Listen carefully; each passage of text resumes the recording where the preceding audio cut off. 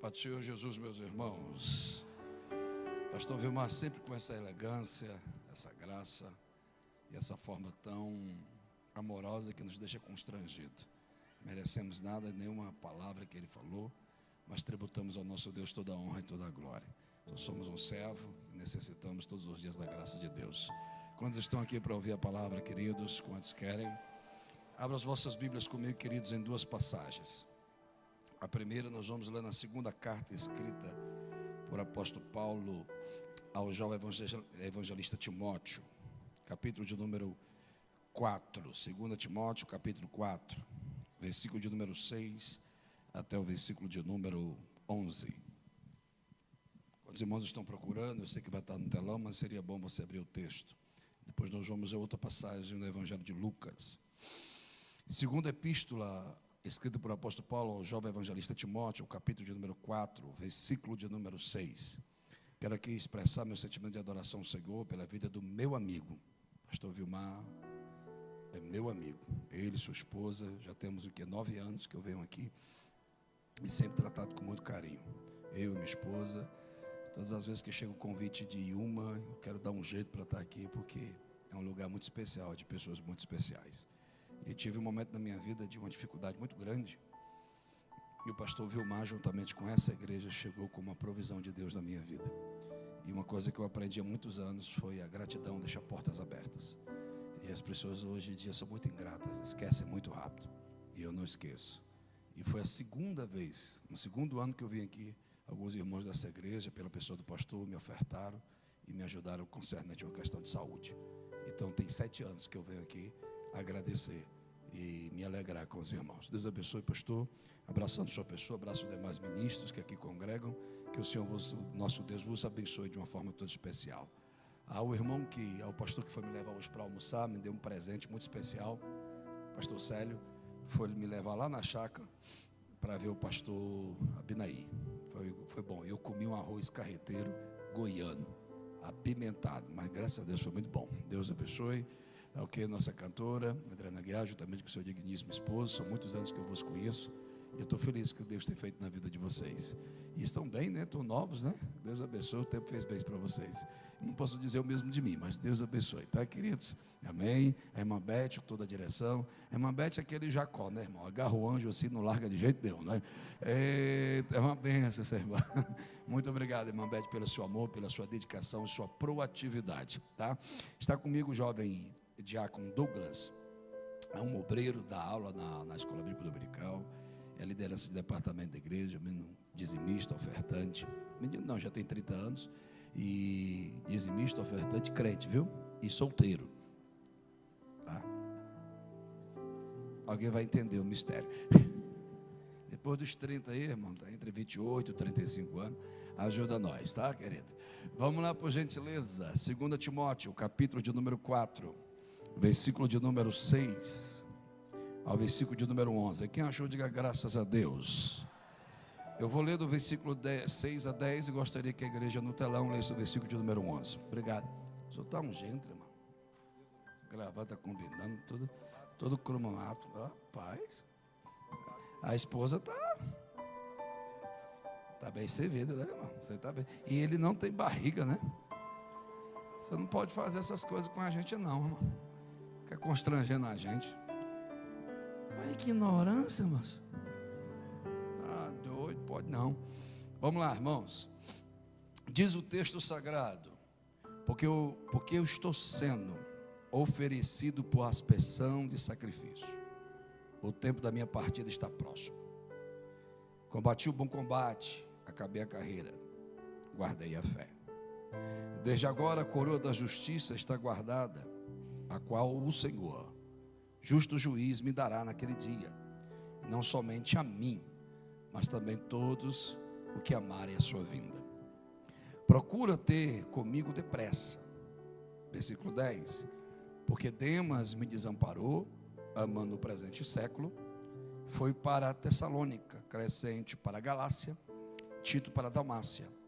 Só Lucas está. Vamos, igreja, versículo de número 11. Vamos lá, todos juntos, 1, 2, 3.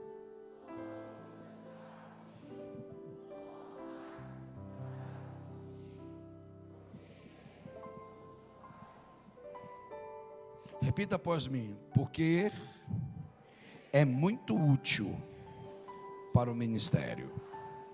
Vamos para o Evangelho segundo escreveu Lucas, capítulo de número 13. Eu tenho uma palavra de 45 minutos para lhe entregar. Capítulo de número 13, versículo de número 6 ao versículo de número 9 do Evangelho segundo escreveu Lucas, 13, versículo 6 a 9. Quem achou, diga graças a Deus. Rapaz, esse barulho é gostoso, viu? De páginas sendo... Nós vivemos um período que a tecnologia tem deixado algumas pessoas esquecerem de marcos importantes. E é gostoso esse barulho. Diz o texto: e dizia esta parábola: um certo homem tinha uma figueira plantada na sua vinha, e foi procurar nela fruto, e não achando. E disse ao vinhateiro: eis que há 3 anos venham procurar fruto nesta figueira, e não acho. Cortai-a. Olha a pergunta, irmãos. Porque ela ocupa ainda a terra inutilmente. Misericórdia. E respondeu ele e disse-lhe: Senhor, deixai a este ano, até que eu a escave e a esterque. E se der fruto, ficará. E se não, depois mandará cortá-la. Pode sentar, queridos, Deus os abençoe. Eu ia cantar um hino. Tira um dó maior para mim, por favor. Gostei, obrigado.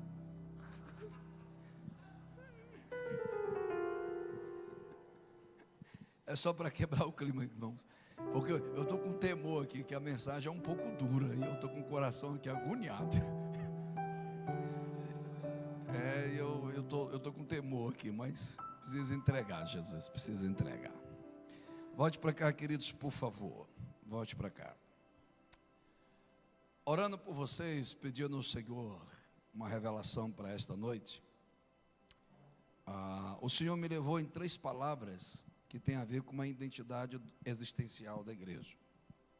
Augusto Cury, que para mim hoje é um dos grandes cientistas em desenvolvimento humano e da saúde mental, discordo da sua confissão teológica, pois ainda é novo convertido, é um grande cientista, mas não pode ser considerado um teólogo. Ele diz uma coisa, que a porta de entrada de algumas doenças psicossomáticas ou de algumas desorientações emocionais dessa geração é a sua falta de identidade existencial. Ou seja, não saber o porquê vive e para que vive. Nessa necessidade de se encontrar, o homem pós-moderno, ele entra numa crise que pode até ser uma frase clichê, mas tem uma grande importância, que é chamada crise existenciais, que significa a dúvida de quem é, a dúvida de onde veio e a dúvida para onde vai. Ou seja, não sei de onde eu vim, não sei quem eu sou, eu não sei para onde eu vou. E o escrito que inspirou um dos livros que se tornou um best-seller e depois um grande filme em várias versões, Alice no País das Maravilhas, tem uma cena que chama muita atenção, que ela chega em um caminho de tijolos e encontra a manifestação de um gato, e ela faz várias perguntas, e a pergunta dele foi muito interessante. Ele diz assim: para onde você quer ir? Ela disse: eu só quero chegar em algum lugar. Então ele diz: quem não sabe para onde veio e não sabe para onde vai, todo caminho é válido. Aplicando isso, a hermenêutica, ela nos aconselha que todo pregador bíblico, ele precisa ler o texto, explicar o texto e aplicá-lo. Não precisa de subterfúgios. Mas eu quero me conectar a você nesse pensamento introdutório, para você entender aquilo que Deus trouxe ao meu coração. É que o mundo lá fora tem uma crise existencial e comportamental. E se nós não tivermos cuidado, pode ser transferido para a identidade da igreja. E claro que a igreja em Umas é uma igreja biblicista e que tem cultura bíblica, e acredito que a linguagem que eu estarei utilizando, a maioria dos irmãos vão compreendê-la. Se não tivermos cuidado, vamos transferir para a igreja essa crise existencial. Como assim, pastor? Precisamos já quebrar um paradigma. A cultura latina, pela sua influência religiosa romana, quando se fala a expressão igreja, a primeira coisa que vem ao nosso coração de ordem cultural é templo. É o lugar de culto ou lugar de encontro religioso. Mas aí já vou ser agressivo nesse pensamento introdutório. Para a consciência religiosa, nós dissemos assim: vamos para a igreja domingo. Mas como crentes, seremos igreja domingo. Somos igreja hoje e fomos igreja ontem. E a palavra igreja, eclésia, não é templo, não é banco, não é tijolos. Porque Deus não usa bancos, Deus não usa paredes, Deus não usa tijolos. Deus usa pessoas cheias do Espírito Santo para comunicar o Evangelho de Cristo. Tem essa igreja aqui, tem esta igreja. Nós nos reunimos neste ambiente. Aqui cultuamos, adoramos, somos instruídos pela verdade do Evangelho e lá fora praticamos aquilo que o Senhor nos ensina. Mas nos meus 45 anos de idade, e que sirvo Jesus desde 1997, e que exerço o ministério da pregação desde 1998, e desde 1999 eu dirijo igreja, então eu acredito que eu não tenho uma palavra só teórica, eu tenho uma palavra prática. Porque esse tipo de comportamento, de uma visão antropológica lá fora, acaba atrapalhando a instituição igreja, o organismo igreja. Porque a igreja é constituída de seres humanos, com suas personalidades, suas identidades. Eita, Jesus está aqui. E quem elas são. E a partir do momento que existe uma crise existencial lá fora, e influencia a crise existencial do indivíduo, pode deformar a identidade existencial da igreja. E se a igreja não sabe quem ela é, e se a igreja não sabe de quem ela veio, a igreja não sabe para onde vai, e a igreja não realiza o que ela tem que realizar. Aí o Espírito Santo me toma com todo o temor da minha vida. E eu vou fazer uma pergunta que desperte em mim, não sei se vai despertar em você, uma ressignificância da sua existência. Em 12 meses de fé, quantas missões você fez? Em 12 meses de fé, estou dizendo 12 anos, 12 meses. Quantas pessoas foram impactadas na instrumentalidade de Deus através da sua vida? Quantas pessoas foram influenciadas por sua identidade de fé para conhecer Jesus? É uma palavra teórica, não sei se vai ser prática, mas tem pessoas que a fé deles se tornou isso. Eu dou minha oferta, eu dou meu dízimo, eu frequento o templo, sento na poltrona, sinto o ar-condicionado, assisto o culto e volto para minha casa. Estou bem. Mas a minha Bíblia diz, e eu creio que você já leu ela, que a igreja estava reunida no mesmo lugar. E de repente veio do céu um som como de um vento impetuoso, que a casa foi cheia. E foram vistos línguas repartidas de fogo. Alabando Heregel. E a Bíblia diz que todos foram cheios. E como o povo goiano, é interessante a maneira que a gente prega no estado de Goiás. Os irmãos ficam nos observando por 30 minutos, analisando a palavra, analisando a argumentação, analisando a dissertação. Aí quando ele começa a perceber que Deus está falando, um começa a olhar para o outro e fazer. Aí depois uns fazem assim. Aí de repente olha para o pastor. Aí se o pastor está levantando a mão, ele diz, concordou aqui, o irmão concordou do lado, e o pastor concordou, aí eu vou glorificar. É verdade isso aqui? Sim ou não? Pregador que chega já pulando com os 2 pés, plantando bananeira no Goiás, ele se queima. E ele tem que trazer a dissertação por 30 minutos, para depois o goiano glorificar. Abra um sorriso que vocês estão me dando medo, por favor. Abra um sorriso. Pegue na mão de alguém, por favor, não vai se repetir muito isso.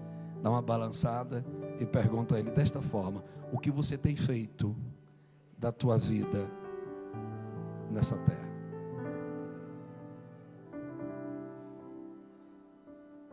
Vou entrar no mérito dos textos. Estavam todos reunidos, e a Bíblia nos diz que Jesus fez uma promessa: olha, eu vou para o Pai, mas não vos deixarei sozinho, vai ser enviado o Espírito Santo. Ficar em Jerusalém até que sejam revestidos de poder.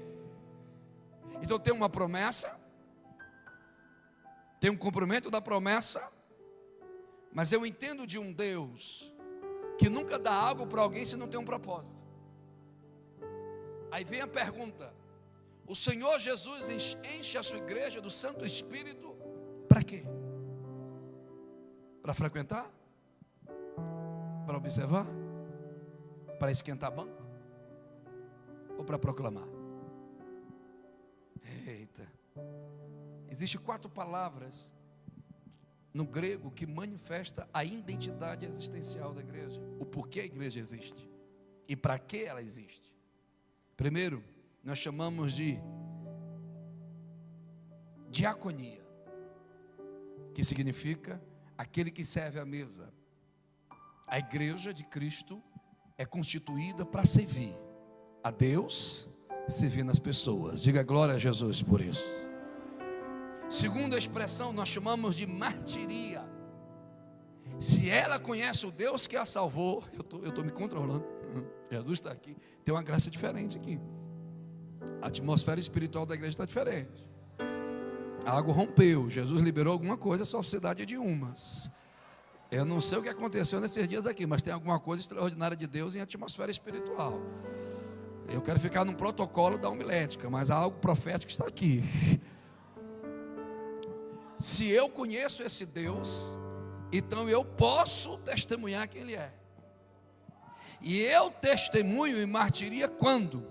Quando o meu vertical me constrói e eu influencio o meu horizontal.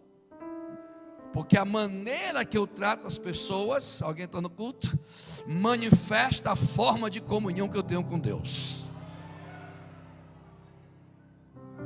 Diaconia, segura, Márcia. Martiria. E terceiro, koinonia, que significa comum a todos, comunhão. E um reino dividido não pode subsistir. E uma igreja que é dos varões e não das irmãs não pode existir. Uma igreja que é dos jovens e não dos adolescentes não pode existir. Uma igreja que é só do ministério de louvor e não dos diáconos não pode existir.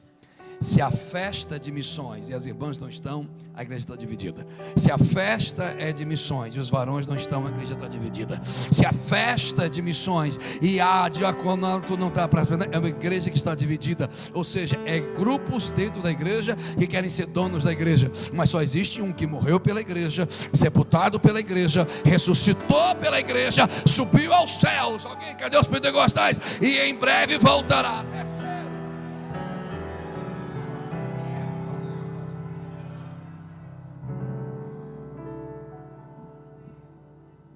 Martiria, a igreja testemunha. Diaconia, a igreja serve. Koinonia, a igreja está unida. Aí eu entro na conexão dos dois textos. Mas por que que ela tem testemunho?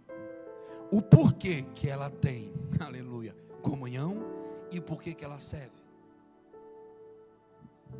Russell Shedd diz que a igreja vive por 3 propósitos. Quantos propósitos? Vamos, irmão, falar para fora. Vamos lá, 1, 2, 3. Viu? Não doeu, a dentadura não saiu.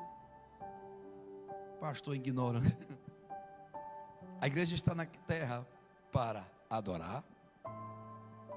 A igreja está na terra para se santificar, para subir. E a igreja está na terra para proclamar. Então, se você não gosta de adorar, você é frequentador de um templo. Se você não se alegra com o arrebatamento da igreja, você é o frequentador de uma religião. E se você não proclama, você é alguém que tem só uma religião.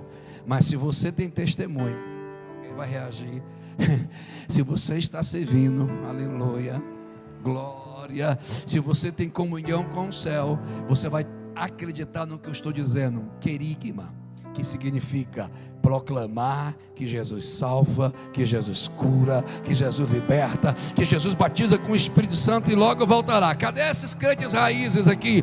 Levante as duas mãos ao céu, aonde está a igreja lavada, remida pelo sangue de Jesus Cristo.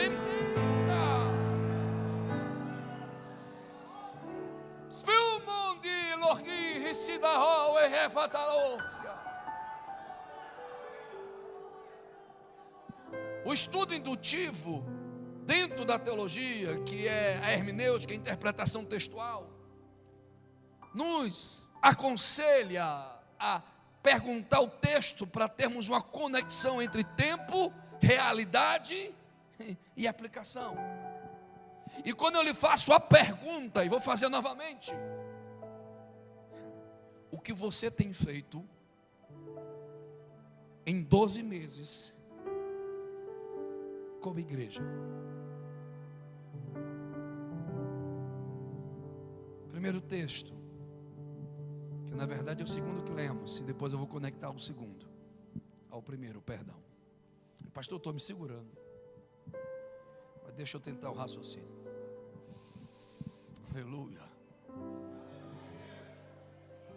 Se eu entendo sobre a martiria, se eu entendo sobre a diaconia, se eu entendo sobre a koinonia, eu preciso viver o querigma.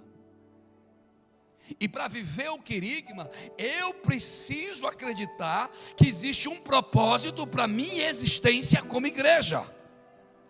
Eu não existo para observar culto, eu não existo para frequentar a igreja, eu não existo para esquentar ou ocupar inutilmente. Eu existo para adorar, eu existo para esperar e eu existo para proclamar. Cadê essa igreja? A sociedade pós-moderna, pós-pandêmica, pós-verdade, ela tem toda a facilidade tecnológica, ela tem toda a facilidade científica, mas por que uma geração que tem todas as facilidades não consegue resolver problemas da humanidade de 2000 anos atrás? Como é que essa sociedade tem a capacidade científica de enviar satélites e internet em tempo real, mas não consegue acabar a fome do mundo? Porque o problema não está no que o homem tem, mas em quem o homem é. E não é mudando de cidade ou de aparência que certos problemas que você vive serão resolvidos. Porque geralmente o problema está na fonte, em quem você é, em quem te constrói, e o que te transforma, e o que você consome.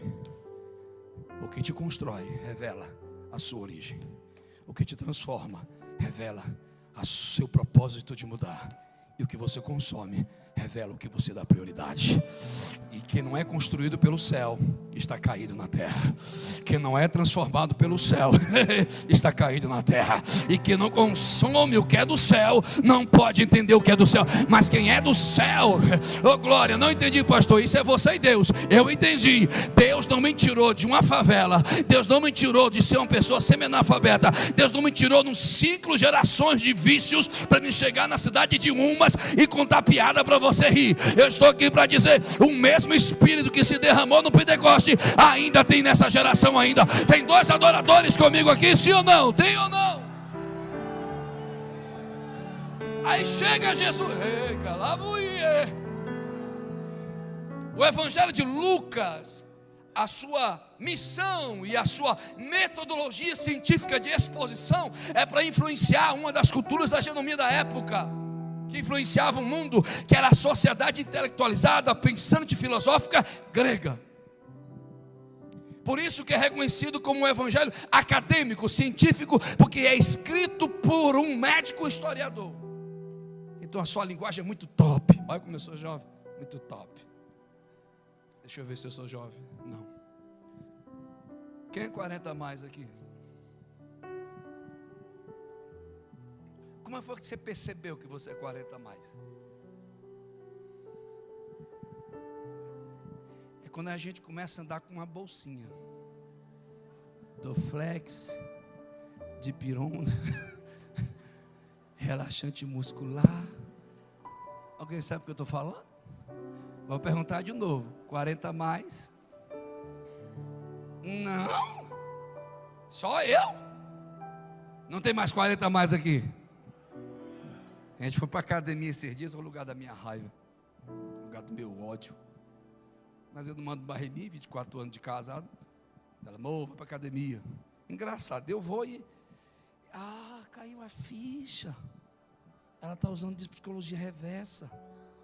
Esse dia ela chegou para mim, amor, vamos para a casa da mamãe 12h almoçar? Ou vamos para a casa da mamãe 7h para jantar? Aí eu digo, vamos almoçar. Olha, então ela não me deu opção. Ela me fez isso sem eu pensar. Olha como a ficha está caindo. Ela chega para mim, amor, você vai para a academia de manhã ou você vai para a academia à tarde? Ela não me dá a opção de dizer, você não vai para a academia hoje? Olha, casar com um psicólogo tem as suas desvantagens. O que tem a ver com a mensagem? Nada a ver. Esse dia eu estou lá, eu estou lutando para emagrecer, porque a itinerância engorda a gente. Aí chegou um rapaz para mim e disse assim, pastor, e aí, está magro, hein? Está ficando forte, pastor? Eu digo, aí, macho, o que tu quer? Tu está tomando suco? Eu digo, macho, eu gosto de suco de uva integral. E o que o senhor toma depois da academia? Depois? Dorflex.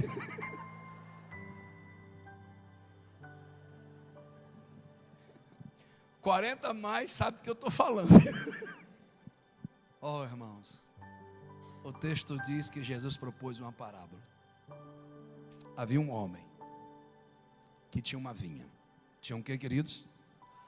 Eita, povo bom. E nesta vinha, ele plantou uma figueira. Plantou o quê? E por 3 anos, por 3 períodos, ele foi buscar nela fruto. E não achando, ele volta para aquele que cuida da vinha. Me dê sua atenção. E diz assim, rapaz, cadê os frutos dela? Eu tenho 3 anos, 3 oportunidades, 3 tempos de desenvolvimento, mas ela não produziu. Por quê que ela está ocupando a terra? Inutilmente. Vou arrancá-la. Acho que esse texto é muito ignorante, porque a Bíblia nos diz que alguém chega para Jesus. Jesus, me responde uma coisa. Os caras que morreram na torre de Siloé são mais pecadores do que nós? Os caras que morreram dentro do templo e o seu sangue se misturou com o sacrifício é mais pecador do que nós? Jesus disse, não julgue os homens pelo tipo de morte, julgue os homens pelo seu estilo de vida. E vos digo, se vocês em vida não se arrependerem, terão o mesmo destino. Que Jesus quer dizer, não é depois da morte que se produz. Alguém pegou. É em dia, é em vida. Aí Jesus usa uma parábola muito top, muito legal, que me confronta. Irmão, vou ser bem sincero, essa mensagem não é para você que é um serafim de 6 asas. Essa mensagem não é para você que já tem a meritocracia religiosa do céu. Essa mensagem não é para você que é grande, que é poderoso, que é forte. Não, pode. Não, essa mensagem é para um homem ou uma mulher que tem feridas, que tem dores, que tem limitações, mas não desiste do propósito que Deus tem para ele. Lavando rei. Aí Jesus diz, o homem tinha uma figueira. Aleluia. Não estou gostando, pastor, o problema é seu. A carapuça está servindo. A Bíblia nos diz que a vinha é plantação de uva. Tem um objetivo. É produzir uva. Aí pensa comigo, com minha geometria craniana avantajada do Ceará. Por que vai plantar uma figueira e uma terra que está destinada especificamente para a vinha? Pode dizer, é para gerar sombra, mas a uva precisa dos raios solares para desenvolver. E a estrutura anatômica da videira, comparado à estrutura anatômica biológica da figueira, misericórdia. Mas a Bíblia nos diz que ele planta ela. Ou seja, ela não merece a terra da videira. Alguém já vai pegar. Mas mesmo assim ele planta ela.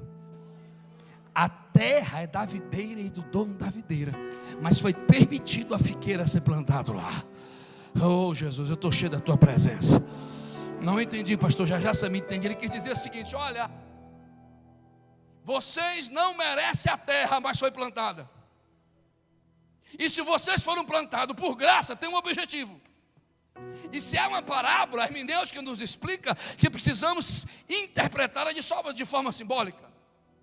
E a parábola tem 2 personagens e 2 plantas. Tem um dono da videira, Deus. Tem um vinhateiro, o que cuida da videira, quem é? Espírito Santo. E quem é a videira? Aleluia. A videira é a herança, a videira é o sacerdócio, a videira é aquele que produz para o dono da terra. E quem foi escolhido para ser videira é Israel. Isaías diz: Israel é a videira plantada pelo Senhor. Mas porém o Salmo diz que começaram a produzir uvas verdes. Ou seja, não viveu, alguém está no culto, para viver o seu propósito. Não produziu para viver o seu propósito. E esse sacerdócio foi produzido para quem? Quem gosta de Bíblia vai reagir. E disse Jesus: eu sou a videira verdadeira e não é. Então na videira, nessa parábola, a videira é o sacerdócio de Cristo. E quem é a figueira? É aqueles que não são dono, é aqueles que não têm direito, mas mesmo assim foi plantado. Não entendeu? Ele veio para cá os seus, mas os seus não recebeu. Então, meus irmãos, desculpe por me emocionar, o Espírito de Deus não enche uma igreja que já está cheia. Como assim? Já está cheia dos seus títulos, está cheia do seu ego, está cheia do seu antagonismo, está cheia das opiniões. Nós não somos plantados nesse ministério porque somos os melhores. Nós não estamos plantados nessa obra porque somos os bons. Geralmente Deus nos escolhe os melhores, Jesus escolhe os piores. Então tem 2 pessoas que vai reagir aqui hoje. Uma que vai se incomodar com as verdades que eu estou pregando, e uma que vai celebrar as verdades que eu estou pregando. Aleluia. Pegue na mão de alguém com todo respeito, balance ele, vê se ele acorda e diga: o que você está fazendo com a sua vida? Eu vou ser mais claro: o que você está fazendo com aquilo que Jesus te deu?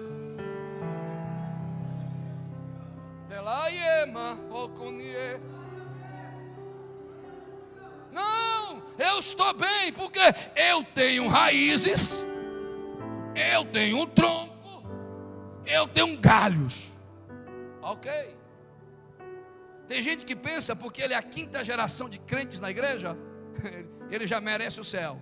Raízes profundas. Tem gente que pensa porque tem um tronco largo, ou seja, uma influência econômica e cultural na sociedade de umas, e pensa que ele é merecedor do céu. Ou tem gente que tem galhos que se estendem, uma influência política, intelectual. Mas desculpe, irmão, aquilo que você tem só vai chamar a atenção de homens. Mas aquilo que você faz com a sua vida,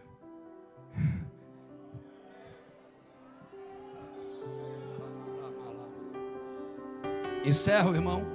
Eu posso continuar mais um pouco. Eu não forço a barra. Aí o dono da videira vai lá, e ele não olha para a raiz, ele não olha para o tronco, e não olha para o galho. Ele vai atrás de quê? Vamos até meia-noite desse jeito. Ele vai atrás de quê? Ele vai atrás de quê? Fruto. E se o dono da videira nos visitar hoje, eu e você, e perguntar sobre os frutos da sua vida, você produziu o quê? Ei, evangelista, foi no evangelismo? Ei, pastor, apacentou? Ei, diaconisa, você viu? Não, mas eu não sou pastor, não sou evangelista. Mas você é a igreja. Visitou os doentes? Alimentou os famintos? O que você está fazendo? Ou você só dorme, levanta, trabalha e sobrevive.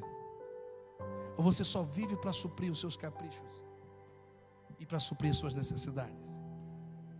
Se você vai glorificar ou não, eu só tenho que entregar o que Jesus mandou.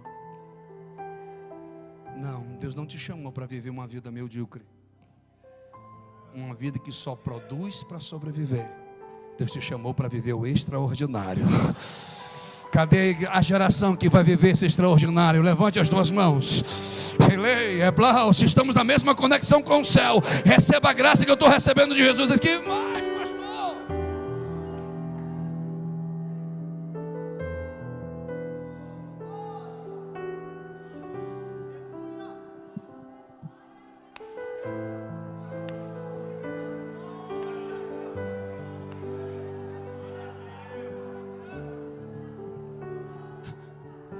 o que impede de alguém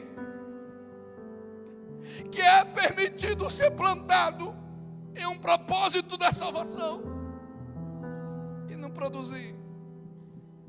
Mas hoje eu não tenho uma palavra exortativa, eu tenho uma palavra de reflexão sobre esse raciocínio.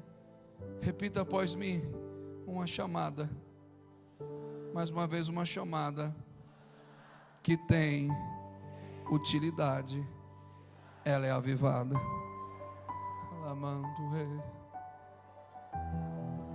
Eu não preciso de um microfone para viver uma chamada. Eu preciso de corações. Eu não preciso de um holofote, de um púlpito. Eu preciso de vidas sendo impactadas pelo Evangelho que me impactou. Mas já estou de idade, pastor, mas a Bíblia diz que até na velhice o justo florescerá e dará fruto. Aleluia. Irmãos, quem me ajuda a adorar por 30 segundos? O Senhor liberou uma graça aqui, Adriana Guiar. Há uma nuvem de glória da parte de Deus para descer nessa casa aqui. Eu não quero só me emocionar, eu não quero só frequentar, eu não quero só me arrepiar, eu não quero só ter uma credencial, eu não quero só sentar em um banco. Eu quero ser um médico cheio do Espírito, mas que prega o Evangelho. Eu quero ser um juiz, mas cheio do Espírito, que serve o Evangelho. Eu quero ser um empresário, que Deus me faça enriquecer, mas me faça suprir necessidade dos outros e sustentar o Evangelho. Deus nunca dará algo para alguém para si, mas Deus dará algo para alguém que se multiplique com os outros. Quem recebe essa profecia? Vou repetir que eu tenho que concluir. Jesus está dizendo: eu não te plantei nesta terra para você ser escravo da depressão, para você ser escravo da ansiedade, para você ser escravo dos seus traumas, para você ser escravo das suas rejeições. Eu lhe chamei para produzir, e quem te plantou foi eu, quem te amou foi eu, quem te separou foi eu, diz o Senhor dos Exércitos. Mas a batalha espiritual nessa geração, eu já vou sintetizar e aplicar, não está só na esfera espiritual, está se manifestando na esfera mental. E tem pessoas que têm capacidade absurdas em Deus para produzir no reino, mas não consegue. Tem uns, aqui não, eu estou lhe falando, pode ser uma mensagem teórica, que sabe o que tem que fazer, mas não consegue fazer. Tem outros mais agressivos, que sabe como tem que fazer e sabe como vai realizar. Já tem a estratégia, mas alguma coisa impede. E hoje eu quero confrontar isso. Não a consequência, mas a causa. Porque se o Espírito Santo nos levar para o divã, e acho que alguém já entendeu minha forma de linguagem e já viu a área que eu atuo. E se você for para a terapia, o terapeuta que é ético, ele não vai responder por você. Ele vai usar as estratégias para que você desperte em você uma ressignificância de existência. E ele vai perguntar: está doendo? E claramente você vai responder: Está doendo. Depois ele pergunta: por que está doendo? Por causa disso, por isso, daquilo. Aí depois ele vem a pergunta-chave: e o porquê que tem que continuar doendo? Você entendeu?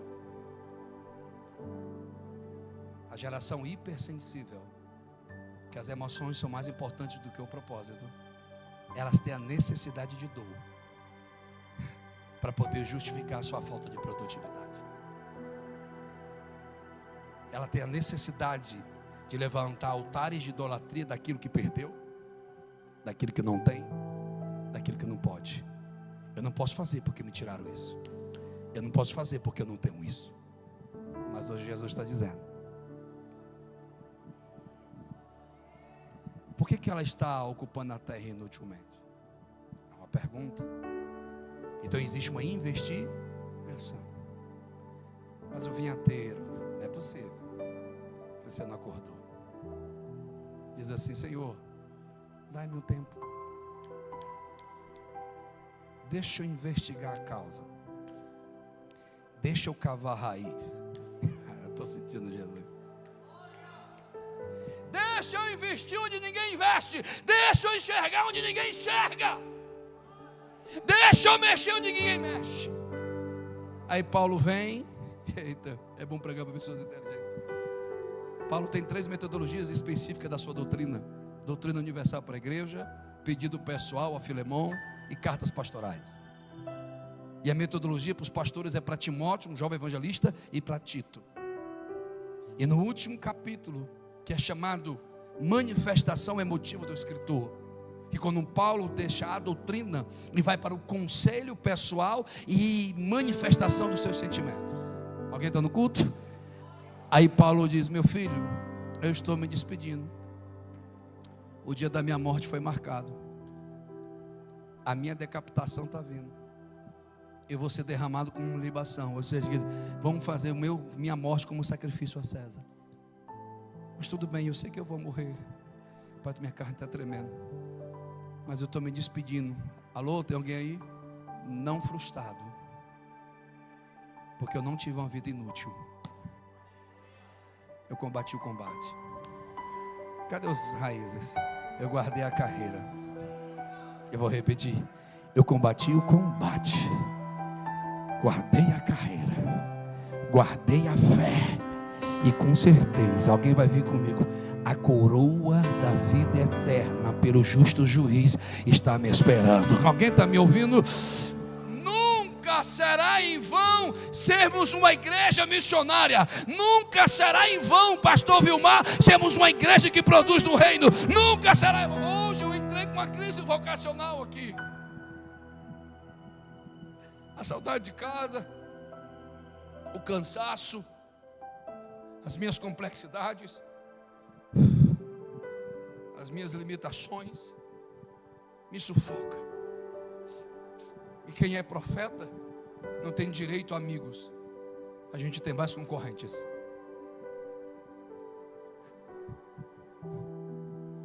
Mas hoje me ligaram: pastor, vamos ali no almoço, nós queremos fazer uma surpresa para alguém. Aí o pastor Binaí estava lá. Quando a gente senta para comer, ele olha para mim: e aí, jovem?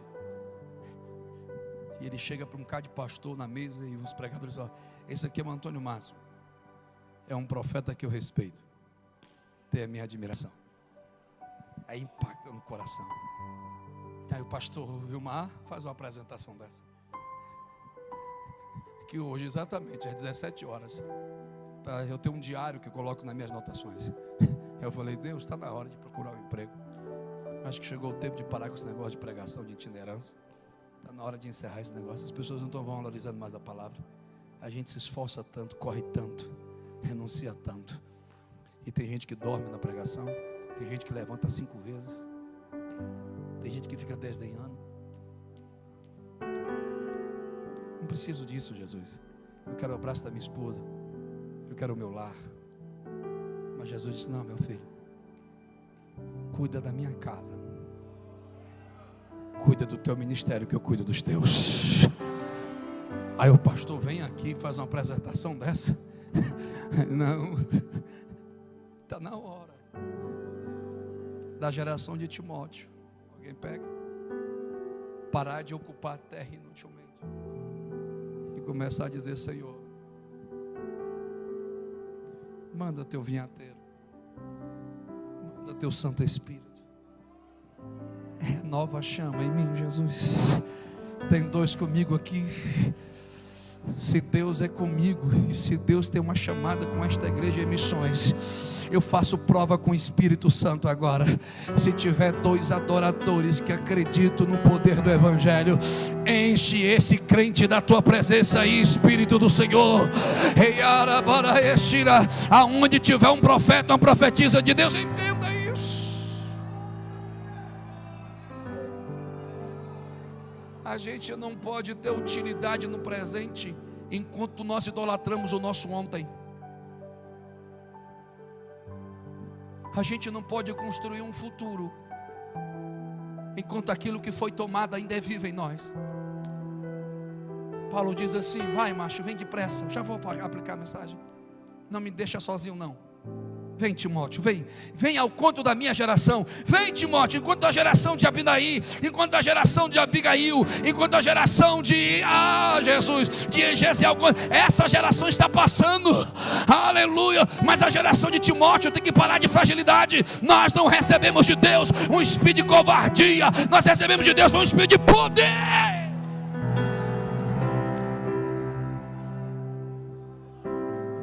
Pare de celebrar a sua depressão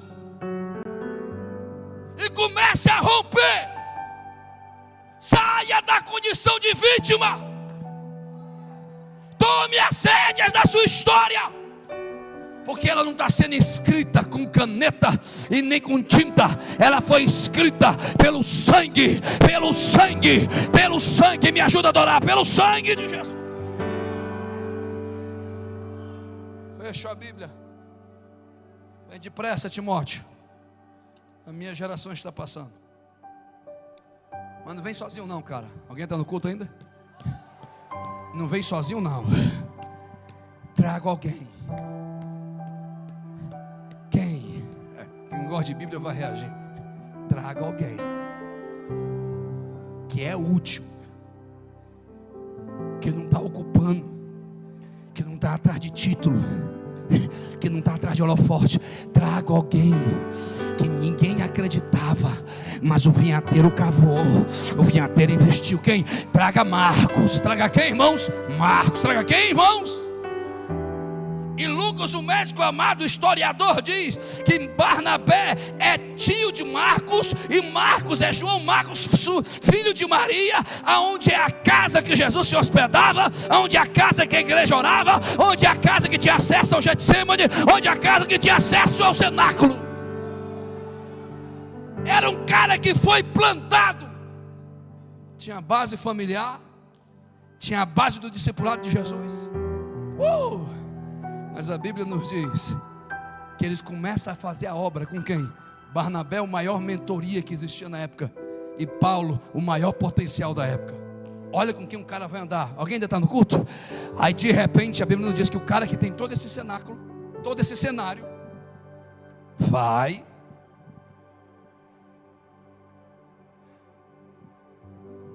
mas larga Paulo e Barnabé no caminho. Eu vou dar uma frase. Marcos, o procrastinador, começa e não termina. Ou seja, quando alguém é convocado para a guerra, vou acabar agora, irmão, e ele não quer ir para a guerra porque tem seus medos, ele corta o polegar para que tenha a justificativa de não pegar a espada. Tem gente que está desde quinta-feira aqui, que Jesus está te enchendo, mas você ainda está cortando o seu polegar. Você está dizendo: não posso, não consigo e não vou. Mas hoje não é dia de desculpa.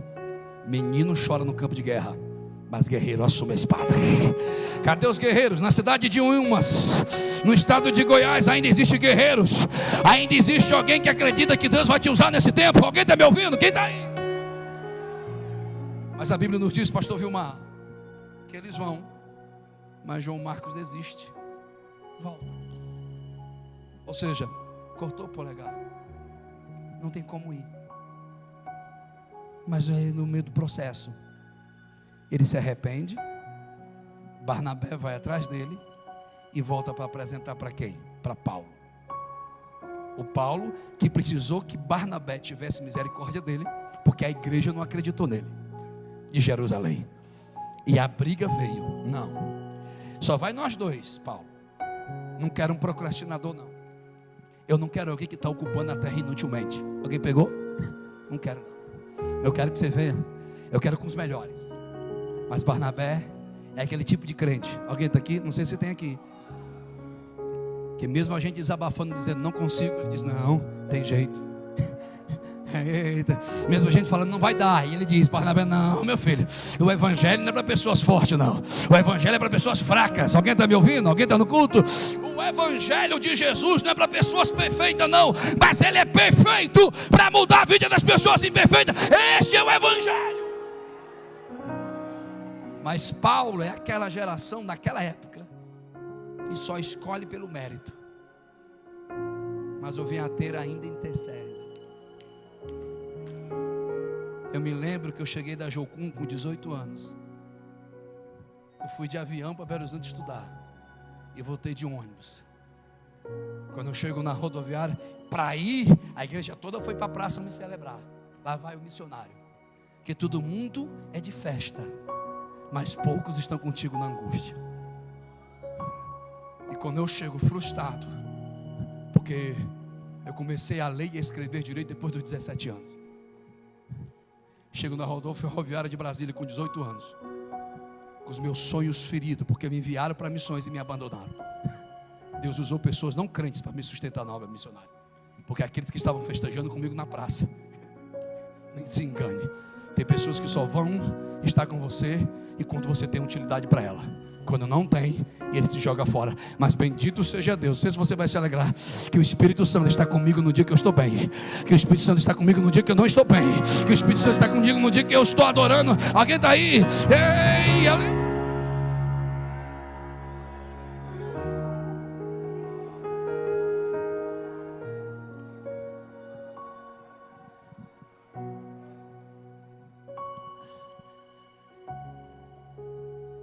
Não quero, Barnabé, andar com alguém que não tem fruto.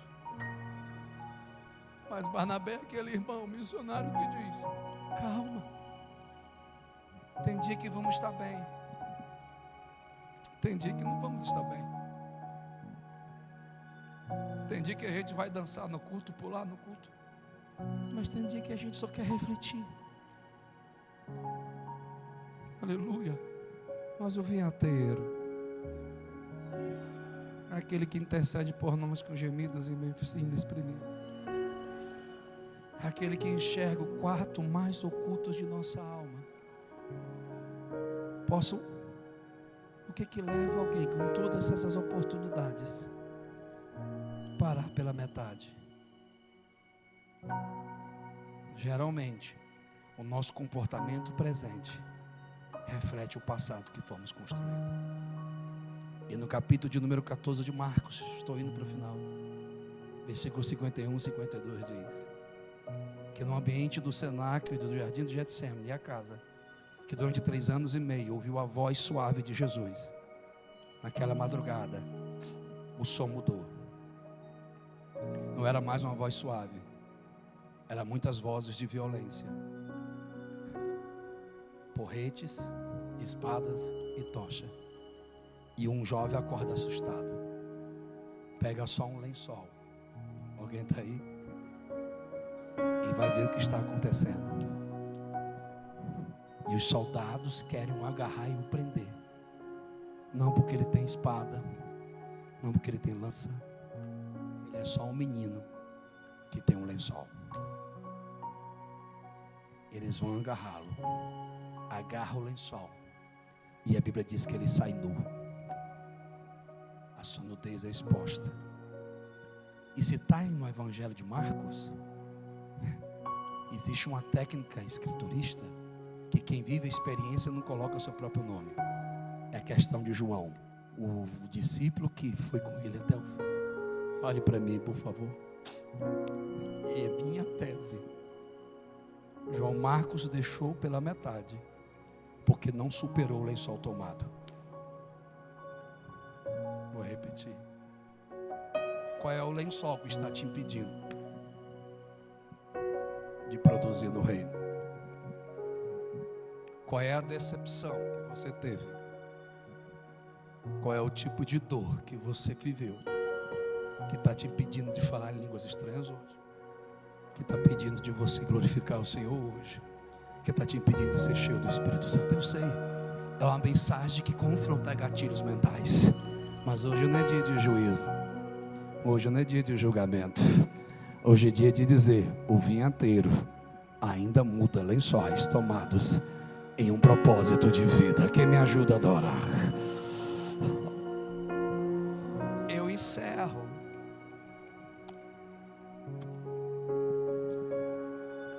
O texto diz que Paulo vai se despedir.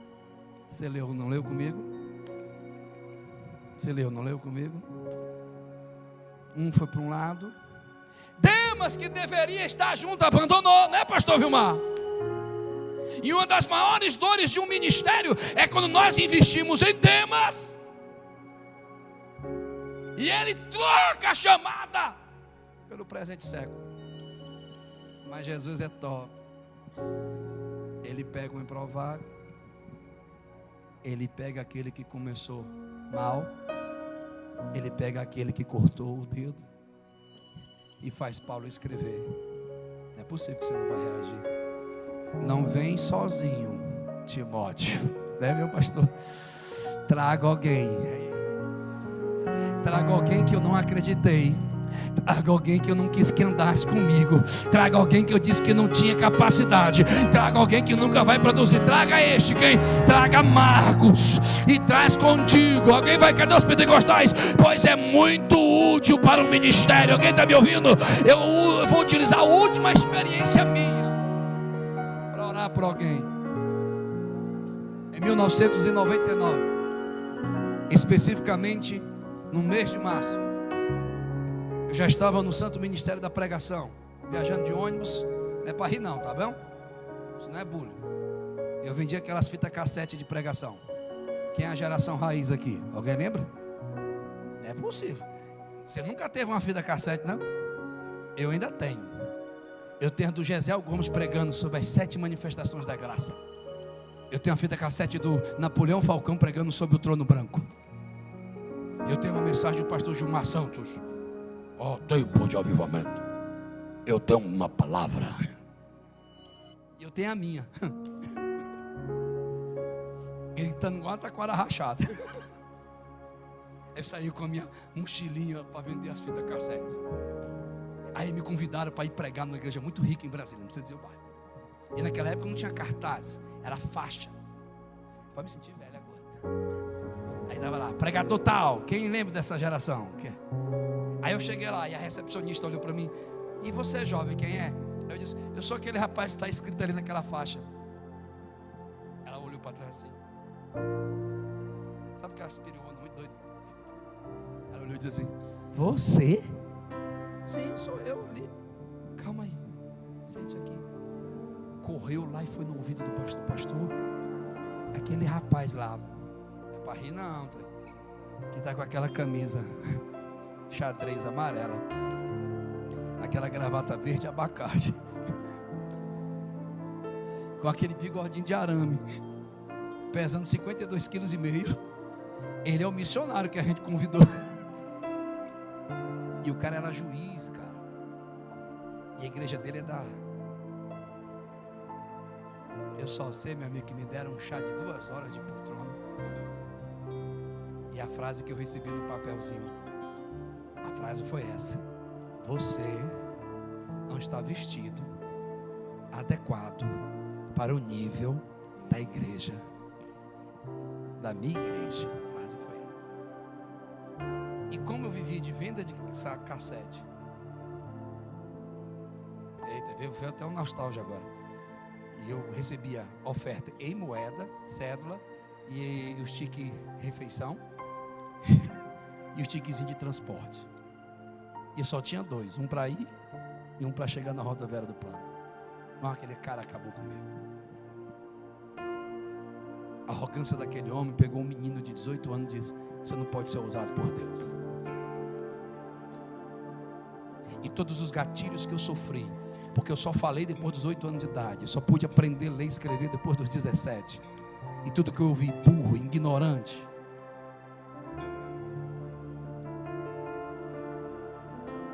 Eu cheguei na rodoviária e disse: Senhor, eu não pedi para ser pregador. Eu não pedi para ser plantado nessa chamada. Mas o Espírito Santo me visitou e disse: meu filho, você quer o púlpito dos homens? Ou você quer o púlpito da obra? Meu filho, você quer a aprovação dos homens? Ou você quer a aprovação daquele que te chamou? Aí o pessoal pensava que eu estava meio doido, porque eu comecei a falar em línguas estranhas no meio da rodoviária. Comecei a me alegrar. E eu disse: Senhor, é o seu púlpito, me envia onde eu sou necessário. Aí ele me fez ouvir um som de um culto longe. Quem é de Brasília vai saber que antigamente tinha uns cultos ar livre na rodoviária do Plano Piloto, do lado da cadeira da escada rolante. E o irmão pregava, e o pessoal rindo, e ninguém dava atenção. Eu digo: eu vou ali que Jesus vai falar comigo. Quando ele me vê, disse: você é crente? Eu com a Bíblia desse tamanho, digo: sou, vem aqui. Minha gravata verde abacate, minha camisa amarela xadrez, porque como eu não tinha dinheiro, eu ia num brechó. Aí eu comprei a calça, a gravata e a camisa, que era de quadrilha. E eu tirei aquelas cores das quadrilhas. E o sapato, que é 39, estou dando uma direta para alguém, é 40. Quem sentir? Eu comprei um de 42 e botava 2 papel dentro, porque tinha um buraco embaixo e ainda tinha, cara, parece um palhaço. Ele disse: vem cá. Eu disse: agora eu vou receber uma oração. Quando eu cheguei perto, ele disse: sobe aqui em cima. Deus me falou que hoje é o seu palco, é o seu público. Peguei o microfone, as pernas começaram a tremer, o vento era forte, quase me levou. Aí equilibrar uma cabeça desse tamanho mesmo, com um magrelo. Eita, eu fechei os olhos e comecei a pregar 3 prisões: a prisão mental, a prisão física e a prisão espiritual. Quando eu abri os olhos, o povo tinha parado, estava ouvindo, gente com lágrimas. Aleluia. Deus não vai te enviar onde você é celebrado, Deus vai te enviar onde você é necessário. Os frutos não é para os homens. Quem me ajuda a adorar? Os frutos é para aquele que te plantou por graça. Quem recebe a mensagem se coloca em pé. Quem recebe essa mensagem glorifica Jesus. Aí de repente,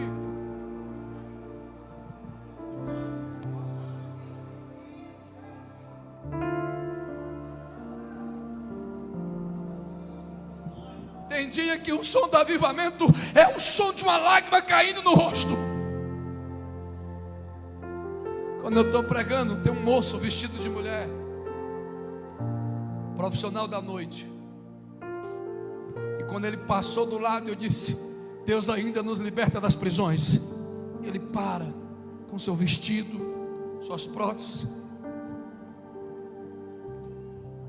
começa a me encarar. Aí o Espírito Santo me toma.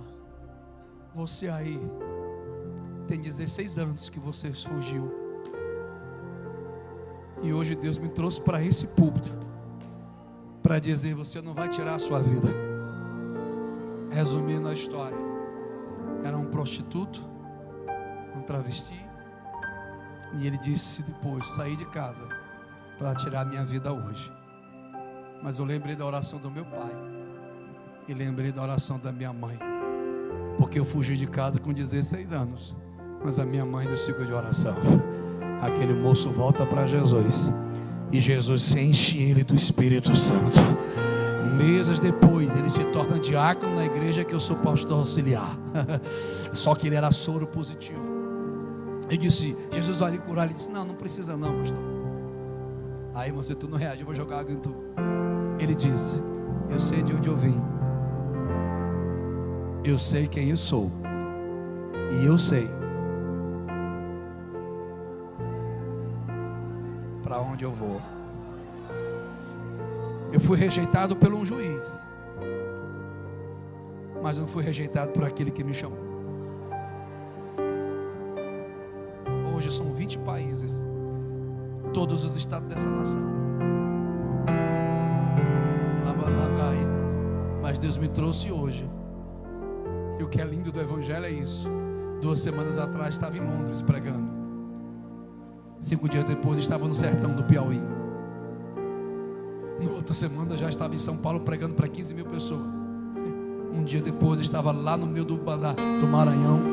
Que ali não tem pernilongo não, ali tem mutante. Pessoas precisam de lugares para ser. Pessoas precisam ter para poder existir. Mas tem gente que só precisa de um propósito. Tem essas pessoas aqui hoje. Lance as suas 2 mãos para cima por 30 segundos. Vem, Adriana, e comece a adorar aquele que te chamou. Eita, vamos romper o ambiente agora. Alabande, vamos mudar a atmosfera agora. Minha. O senhor sabe que eu não sou de passar do horário.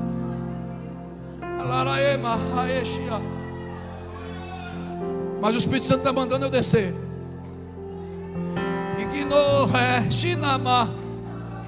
Tem 2 públicos aqui hoje, pastor.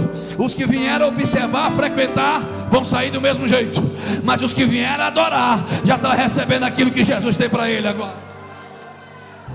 Pastor, você está descendo no público porque Jesus está me dizendo: pegue na mão dele, porque o vento soprou e a chamada dele está sufocada. E ele não está pedindo ouro e prata, ele está pedindo renovação da sua chamada. E hoje o Senhor manda eu pegar na mão dele e dizer: vem, meu filho, pega na minha mão, porque quem chama é fiel, quem separa é fiel. Está na hora de celebrar a promessa e parar de... Eita, tu vai subir comigo, venha. Se eu fosse um pentecostal verdadeiro, eu não estava observando, eu estava glorificando. Tu vai subir nessa tribuna e tu vai lá no pastor Vilmar, tá me ouvindo aí? E mais 2 ministros vão colocar a mão sobre ti, porque hoje Jesus vai renovar a tua chamada. Vai lá, recebe de Jesus aí. E quando você está marchando, o Espírito está te enchendo ali. Ei, cadê a igreja que tem uma renovação de chamada aqui? Cadê a igreja que tem uma renovação de chamada aqui?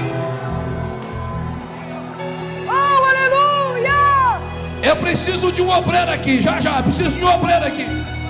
Eu preciso de um pastor aqui.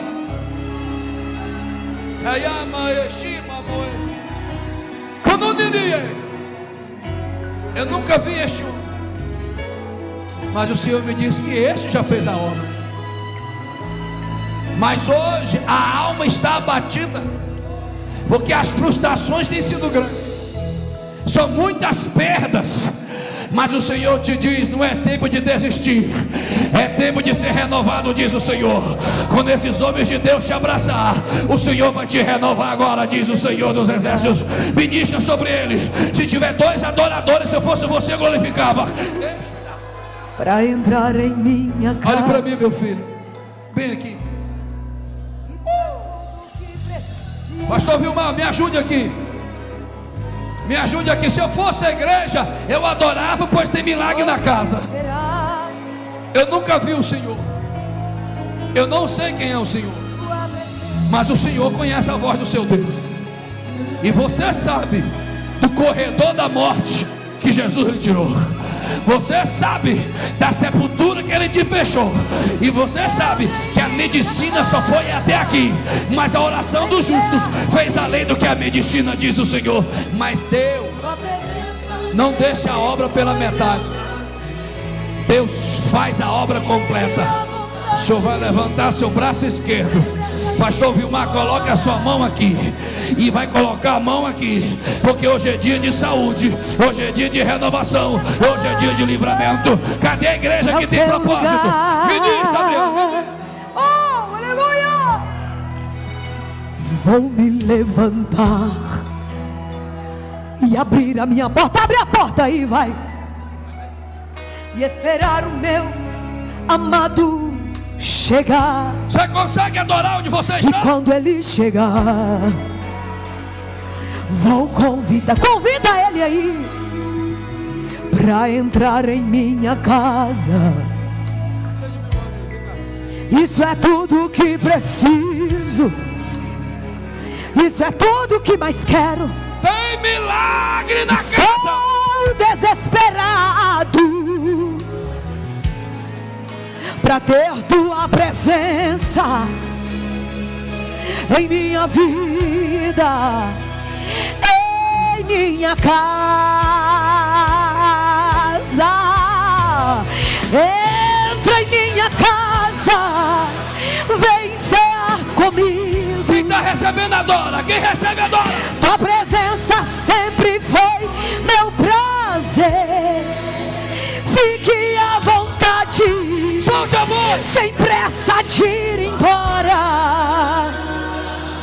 E se quiser pousar, diz: a minha casa. A graça Entra em minha casa, entra Jesus. Entra e vem cear comigo. Tua presença sempre foi meu prazer. E fique à vontade, sem pressa de ir embora. E se quiser pousar, diz: minha casa é o teu lugar. Contigo em minha casa vou dormir tranquilo. Contigo em minha casa eu acordo seguro. Contigo em minha casa eu não temo o futuro, não.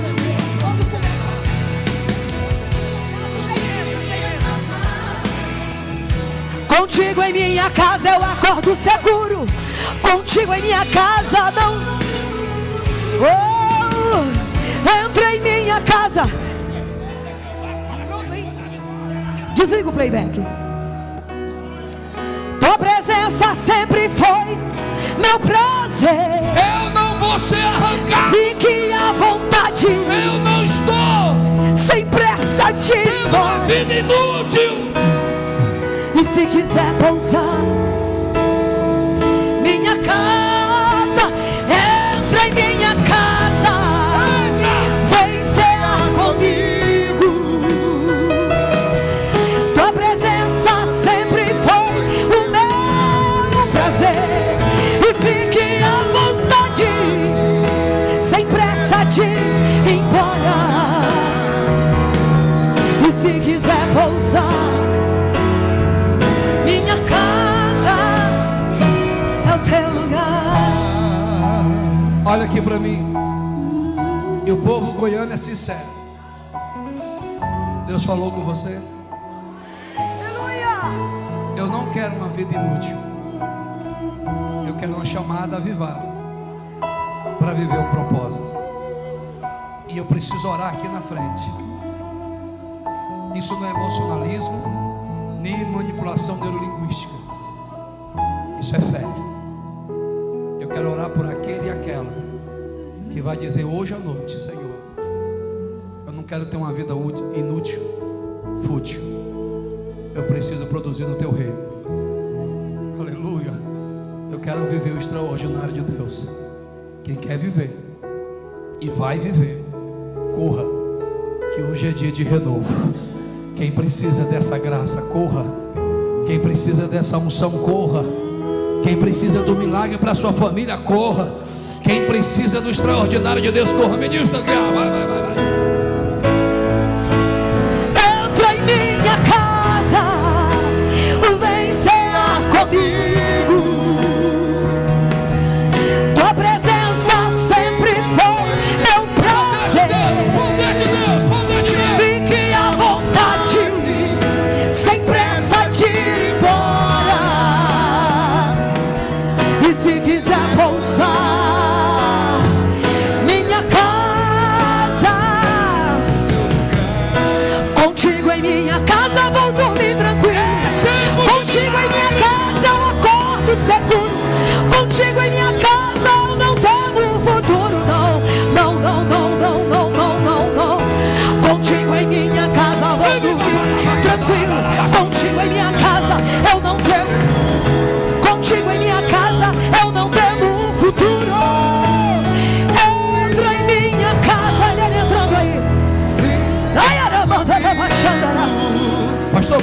lá. Obrigado, servo. A irmã está ministrando.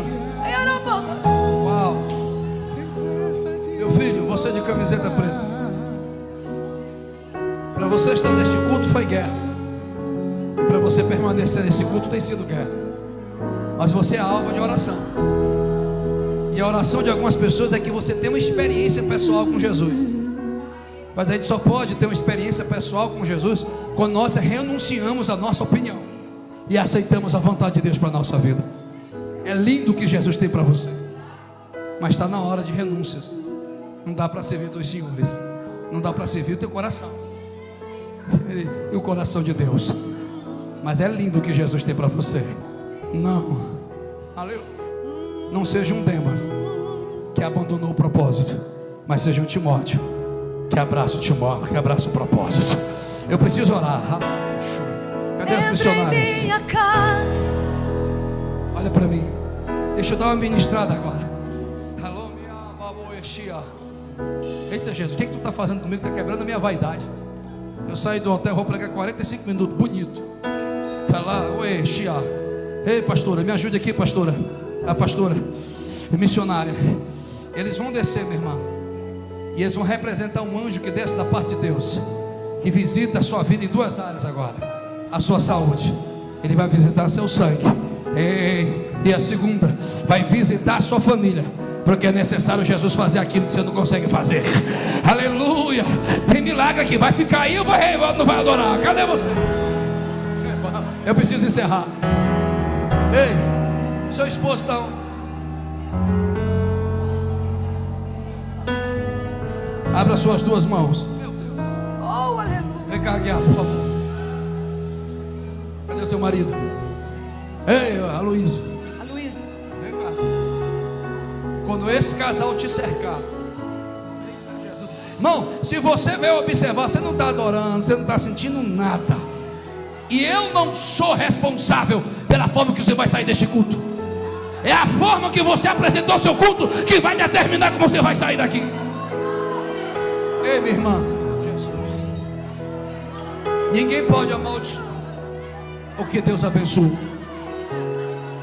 Porque a tua oração é: Senhor, me cerca minha casa, cerca meu casamento, ajuda a minha casa, Jesus. Tu não pediu? Então quando eles dois colocarem a mão sobre você, ninguém pode amaldiçoar o que Deus abençoou. Então recebe o renovo de Deus agora. Ali. Ei. Quem é guerreiro entra na guerra. Está saindo anjos de Deus aqui. E está indo nas esquinas e na BR que corta essa cidade. Um grande acidente que vitimaria muita gente está sendo evitado agora, porque tem alguém clamando neste ambiente agora. Quem entra na guerra? Quem entra na guerra? Eu tenho uma palavra de Deus, pastor Vilmar. Como Satanás tem retaliado os casamentos, os matrimônios desta casa e dessa cidade. Mas o Senhor está me dizendo agora: ele recebeu o propósito, recebeu a oração, e ele vai agir. Ele já está agindo. O Senhor vai visitar a sua prole. Um filho seu precisa que Jesus haja na vida dele. A sua lágrima, oh Deus, eu estou tentando acabar, Jesus. E o seu investimento não vai ser em vão, porque Deus ainda ressuscita o vale de ossos secos. Oh, rabarabandi, revelia. Quem está com pressa de ir embora? Quem quer mais receber de Deus aqui? Tem uma senhora ali, camisa vinho, acho que é vinho meu, vermelha, está com as mãos assim. Está me ouvindo? A senhora está me ouvindo? Está me ouvindo? Uau. Olha a visão espiritual que Deus está me dando. A senhora lembra daquelas casas antigas que tinha a chama de tesoura de madeira, e quando ela começava a inclinar para quebrar, a gente vinha e botava uma viga embaixo para sustentar todo o telhado? É o que o Senhor tem me dito sobre a senhora. A senhora tem sido uma viga na sua casa. E muita coisa tem pesado. Mas está cansado.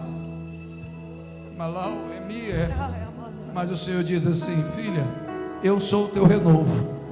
E o telhado não vai cair, porque o propósito é meu, diz o Senhor dos Exércitos. Cadê os adoradores aqui? Eu preciso encerrar. Olha para mim, meu filho. Meu Deus. Aonde abundou o pecado, vem Douglas, ei, oplou essa, superabundou a graça. Está na hora, meu filho, de deixar as coisas que para trás ficam. Está na hora de dizer não ao fracasso, porque não te define. O que te define hoje é a promessa de Deus na tua vida. Quando este obreiro te abraçar, Jesus vai renovar essa chama no teu coração. Quem está sentindo o poder de Deus aí, abrace Ele. Abra suas mãos, meus irmãos. Eu vou orar e eles vão ministrar. Última frase para a gente orar. Eu não fui plantado neste propósito para viver uma vida inútil. Eu fui plantado nesse propósito para produzir no reino de Deus. E você? Só quem pode responder por você. Eu não sou de profetizar essas coisas não, pastor. Vai estar vindo uma riqueza financeira tão grande sobre o céu dessa cidade e sobre os membros dessa igreja. Satanás queria negar o direito, o senhor está me dizendo direito, de algumas pessoas aqui. Mas hoje Jesus disse: a justiça dos homens são injustas, mas a minha justiça, eu estou batendo o martelo. Aquele moço de camiseta branca, perdoar, meu filho, não é esquecer, tá? Perdoar é lembrar sem sentir dor. Tem uma ferida aberta em seu coração, e essa ferida está impedindo a tua vida espiritual. Mas hoje Jesus vai lavar seu coração. Perdoar, meu filho, não é porque as pessoas merecem, é porque eu escolho viver. Eu preciso de um obreiro cheio do Espírito Santo para abraçar aquele moço como um pai abraça um filho. Porque como o coração desse moço está destruído com a saudade da palavra pai, lavando ele, como esse moço está destruído porque o coração dele está em luto. Mas hoje Jesus abraça ele e renova a vida dele. Receba o abraço de pai. Eu estou tentando encerrar, irmão. Abra suas mãos. Obrigado, pastor. Obrigado. Eu sei que vai chegar a minha vez. A frase é bem simples. Existe ex-esposo, ex-esposa, ex-cunhado, ex-genro, mas nunca vai existir ex-filho. O filho pode estar distante, mas o pai está esperando. E hoje tem um filho e uma filha que precisa voltar para a casa do pai hoje. Já deu, já se machucou demais, já tentou tudo lá fora, mas o coração continua vazio. Porque quem pertence ao pai nunca vai pertencer ao mundo. Aonde está essa primeira vida? E a igreja vai orando em espírito, porque tem anjos caminhando no meio de vocês aí. Tem uma vida para Jesus? Tem uma vida que vai reconciliar com Jesus? Pois eu vou orar agora pelos irmãos que estão na frente. Tem alguém para Jesus? Saia não, irmão. Tem uma vida para Jesus agora? Não? Abra as mãos, meus filhos, toda a igreja. Como vive o Senhor, e tão verdadeiro é o Evangelho de Cristo, e poderoso é a sua palavra. Se é achado sinceridade em teu coração, se fosse você, ficava ligado. O vinhateiro chamado Espírito Santo começa a renovar a sua chamada agora, porque sobre as tuas mãos desce um bálsamo da parte de Deus. E uma unção que despedaça o jugo. Há milagre na sua casa. Em o nome de Jesus, meu Deus. Recebe agora, Senhor, a minha adoração. E eu te peço, aonde tiver um adorador que acredita que é tempo de viver milagre, que ele recebe o toque do teu Espírito agora. Quem recebe adora, quem recebe adora, quem recebe adora, quem recebe adora.